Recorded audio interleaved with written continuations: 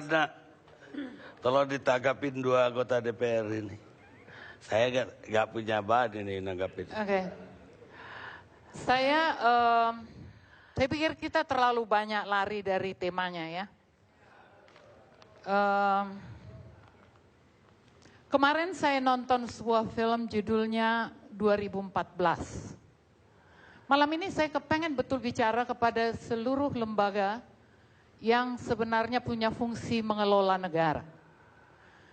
Dan saya mau meminta kepada mereka supaya nontonlah film itu. Judulnya 2014 dan segera saya rasa akan diputar. Bukan aku nggak punya kepentingan dengan film itu. Tapi kita semua punya kepentingan terutama para penyelenggara negara. Supaya sadar bahwa rakyat itu bukan penonton. Kalian tuh digaji sama rakyat. Kalian itu harus melayani rakyat. Jangan bikin diskusi-diskusi aneh seperti ini, lalu rakyat nanti disuruh nunggu. Apa ini? Apa kita nggak punya malu? Tonton itu film supaya kalian bisa bercermin. Itulah Indonesia. Supaya kalian bisa nangis. Seperti rakyat nangis menunggu kalian. Berunding, bahas-bahas. Come on. Mikirlah. Tuhan kasih kalian kesempatan memimpin. Lakukan sesuatu yang baik. Jangan malah bela ini, bela itu, bela itu. Mengerti apa? Anda mengerti politik itu sejak kapan? Ini politik brengsek. Aku bukan ahli politik, tapi aku punya common sense. Aku punya sensitivitas, aku punya empati. Aku punya empati pada kehidupan. Karena yang kalian kelola itu adalah kehidupan rakyat Indonesia. Jadi jangan mencari-cari, datang ini anak lagi bawa-bawa laporan. Kamu gak malu begitu? Aneh aja loh. Kalau kamu mau, belajarlah. Lihat apa yang terjadi pada bangsa ini. Saya sudah lama, dengan teman-teman saya di gerakan saya sudah lama mengatakan kita akan tiba pada titik ini. Ini titik paling konyol. Konyol, tidak berwibawa, kehilangan harkat, kehilangan harga diri, itulah Indonesia sekarang. Buat aku, di sini ini negara sudah tidak punya kepala negara. Jangan manja-manja. Nggak ada kepala negara. Mana kepala negaranya? Mundar-mandir sana sini, oh nggak usah, jangan dibilang ragu, jangan. What? Emang kita tolol? Jangan kalian membuat ya seolah-olah bangsa ini atau negara ini tidak punya undang-undang dan aturan. Kalian mau berpolitik untuk merebut satu kedudukan, silahkan. Tapi begitu kalian jadi presiden atau DPR atau apa, buka itu semua politik. Buka. Dan jadilah pengabdi pada rakyat, pada bangsa, pada negara. Itu digaji. Rakyat loh yang gaji. Dan rakyat menonton kelakuan kalian. Do something. Aku buat, jangan-jangan Anda juga nggak tahu tuh kalau misalnya dari tadi ngomong konstitusi yang mana? Yang udah diacak-acak itu. Yang udah jadi liberal itu. Yang membuat kita makin miskin itu. Itukah konstitusi? Kalau nggak ada gerakan yang kuat dan keras ya, terutama kepada DPR, jangan main-main. DPR itu juga, ini juga presiden ini aneh banget. Ya, DPR itu kontrol, bukan musuh. Jadi kalau DPR menegur, ya harus dia dengar. Nggak, jangan dibuat, ini kan suasananya semua politik, ya kan? Karena ketakutan politik. Tinggalkan politik. Sekarang zamannya bekerja. Udah jadi presiden, kerja. Jangan panggil-panggil apa saingannya Megawati lah.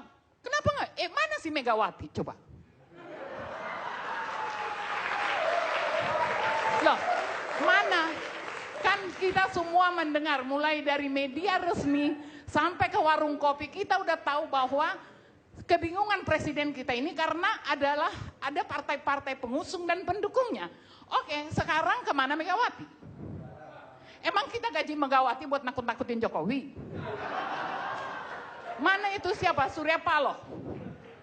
Ayo muncul ke permukaan, jangan berada di belakang. Jangan-jangan ini fitnah, jangan-jangan bukan Megawati yang nunggangin, memang jangan-jangan emang Jokowinya aja nggak bisa, ya kan?